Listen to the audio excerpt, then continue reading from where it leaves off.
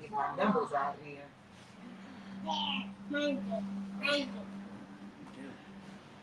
It's not you. I got you. Come on, man.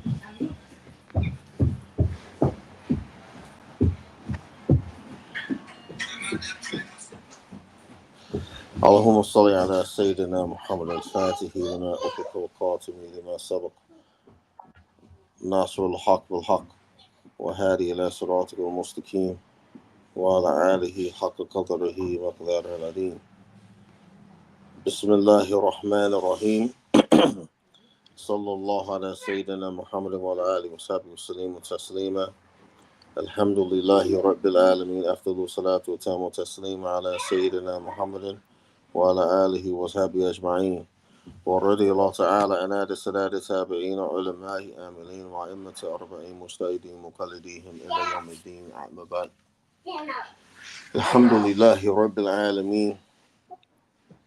I just wanted to do a short dars on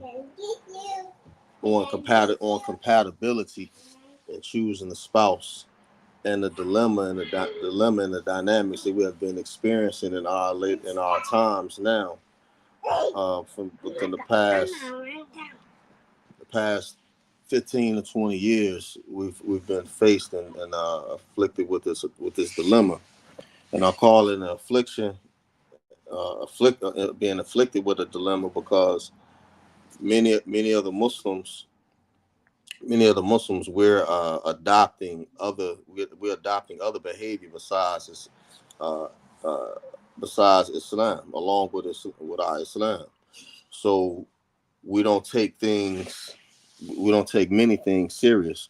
One for example, there are many Muslims that don't take serious or think it's a real big deal to um, eat meat that's slaughtered in the name of Allah, right?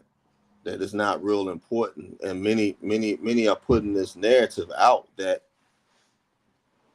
to eat the beehive, if you don't eat the beehive meat, it's not a real big deal, and that's the absolute untruth, because it's totally disobedience to an order of Allah Subhanahu wa Taala. When Allah Subhanahu wa Taala ordered us to eat of the tayyibah. The tayyibah is the meat that is from the animal that is slaughtered.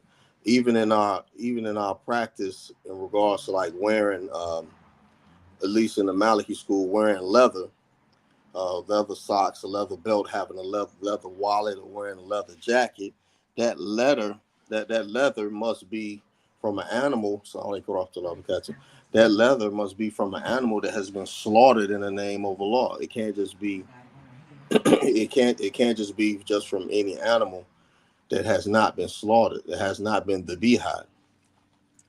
If you have no knowledge of it being the bihad, then you would have to take a ruksa from another school that is not strict in that regard, in regards to the tanning, and in regards to tanning the animal, to let the hide of the animal, and other processes to where you turn it into clothing. So as regards, I kind of from the diverse from the digress from the topic. The topic is about compatibility. Now, what we have experienced is that many of the Muslims are deep engaged in zina culture, right?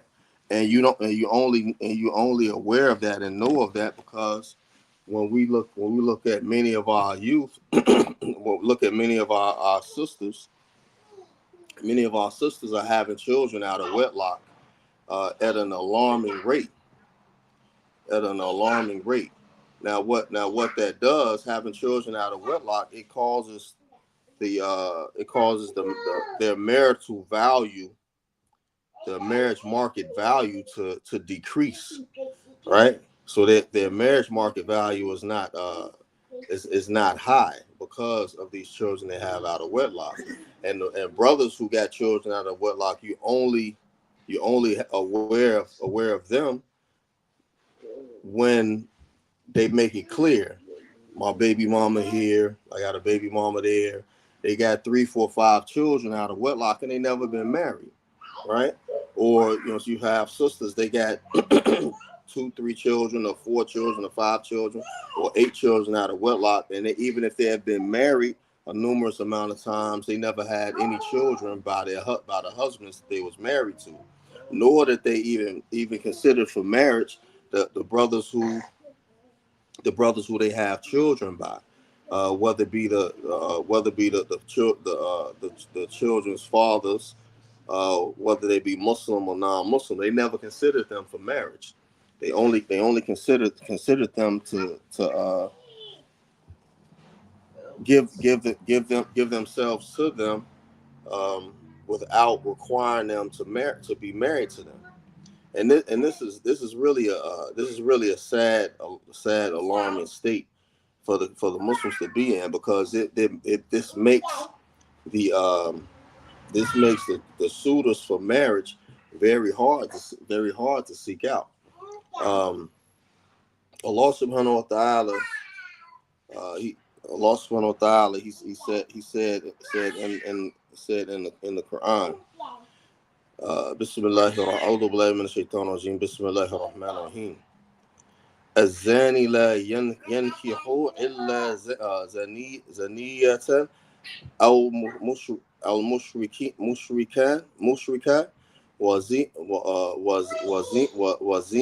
وزانيات لا ينكحوها إلا زاني أو مشركا وحرم ذلك على المؤمنين. Allah subhanahu wa ta'ala says that the zani, the fornicator, does not marry except a woman who was a fornicator, or a polytheist, and none marries her except a fornicator or a polytheist, right? And that has been made unlawful for the believers. So in this ayah, Allah subhanahu wa ta'ala was being specific, right? That it is unlawful for anyone who believes in Allah on the last day to marry a fornicator or polytheist. Now, what happens? How do we take this when you have the Muslims? You have Muslims that they may pray 5 times a day, they may fast Ramadan, but they fornicate, and they're known for their fornication. The only way that, like I said in the beginning, the only way that they are known is that they got children out of wedlock, right? They got children out of wedlock. Now, when the Muslim becomes end up making tawbah and getting married, then they're inside the institution of marriage. So the hudud that applies for the adulterer applies for the individual that has been married before and then they become single. It's still almost, in theory, that they're still married because they've been inside the constant institution of marriage. So the hudud for the individual who commits adultery, who was married, it's the same for the individual who was single, but they've been married before, and they commit adultery. So once you get married, you're gonna always be an adulterer. So the zani, fornication and adultery, this term zani is the definition of adultery and fornication. It's like simultaneous, right?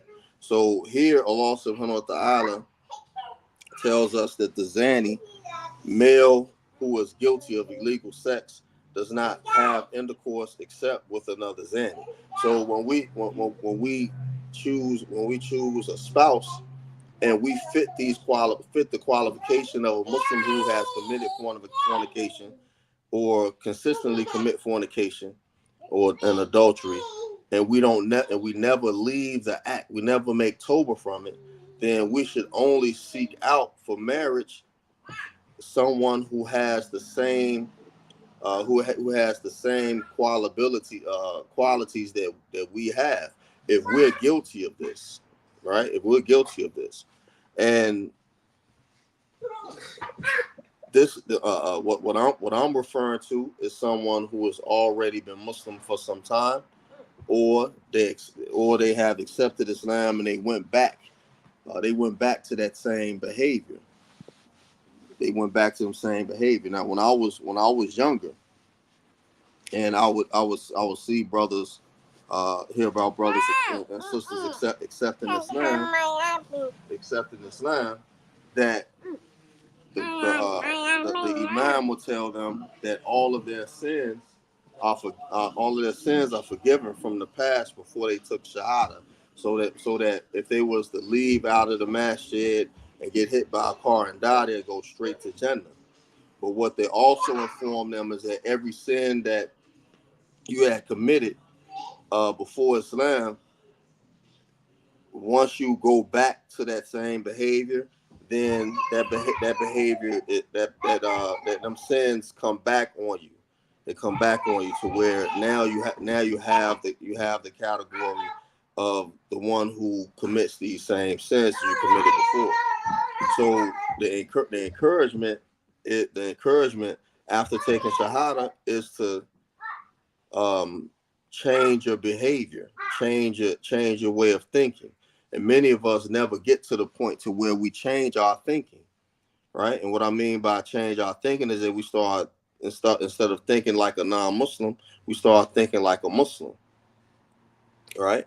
So being a Muslim, we could never marry a mushrikeen. We could never marry a mushrik or polytheist. So there's certain religions that we could never marry their women, and they could never marry us, right? They could never, and their men could never marry our women, right?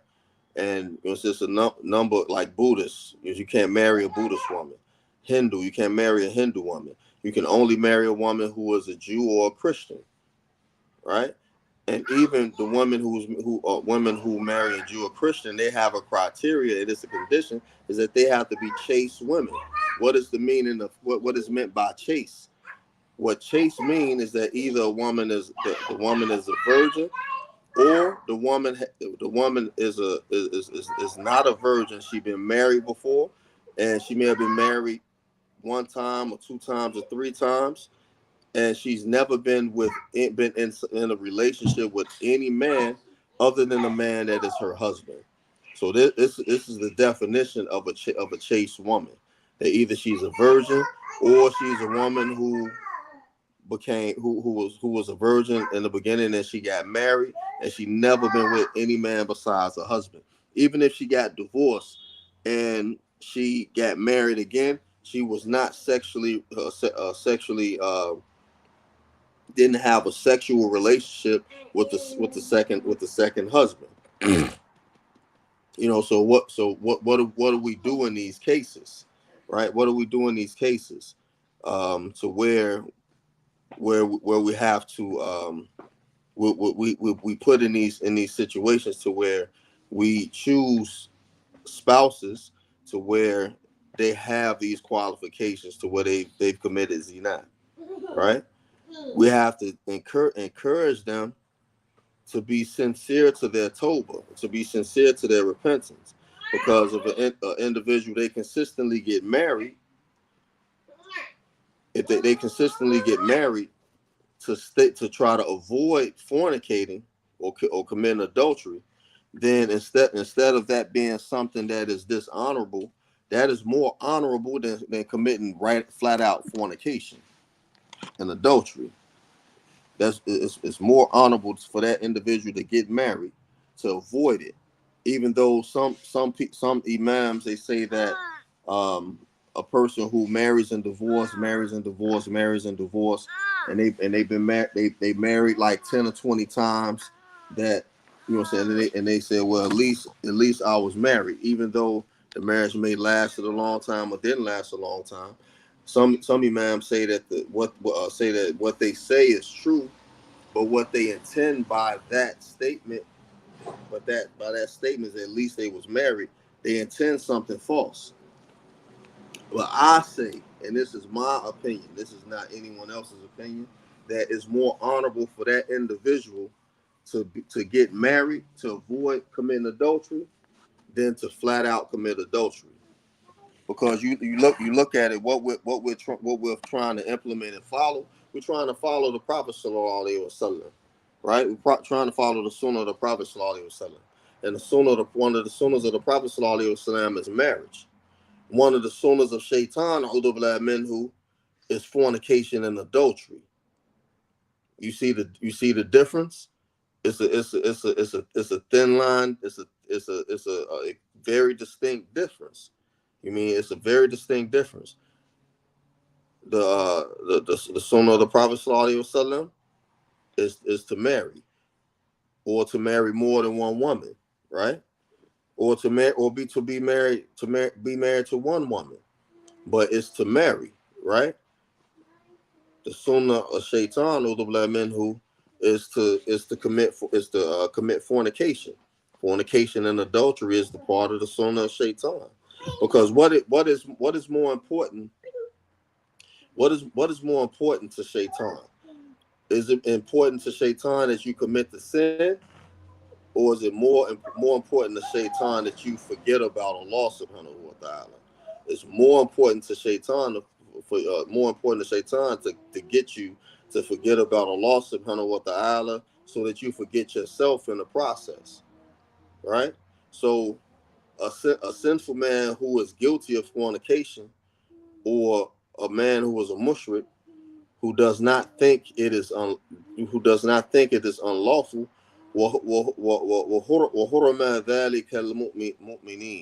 such a thing for a believer is forbidden, meaning that indulging in this, or marrying prostitutes, or marrying chaste women to immoral men, this is something that is forbidden.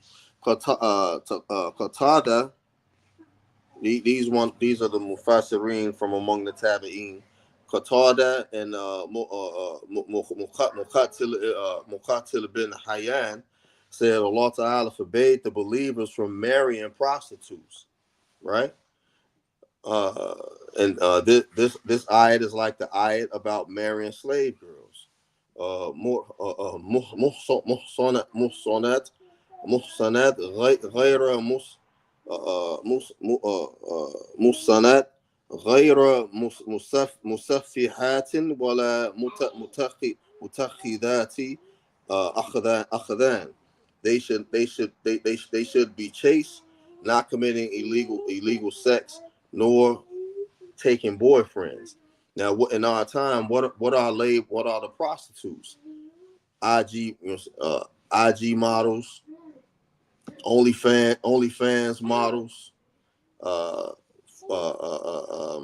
porn stars, outright women who solicit their bodies for money, for pay.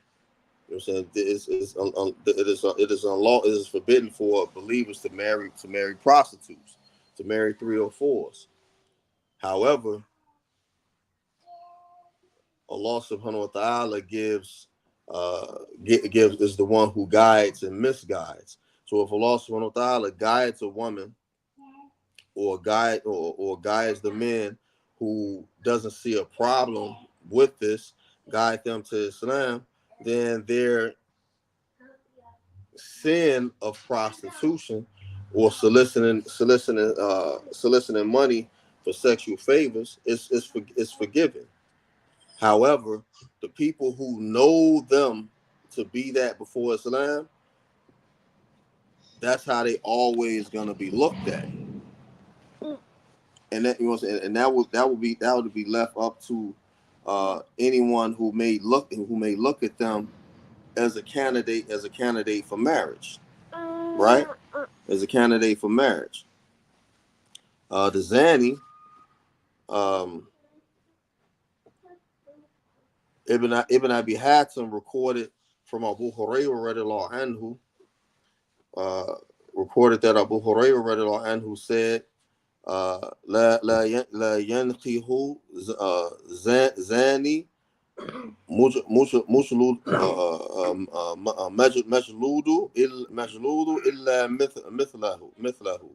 A zani who has been flogged should not marry anyone except someone who is like him.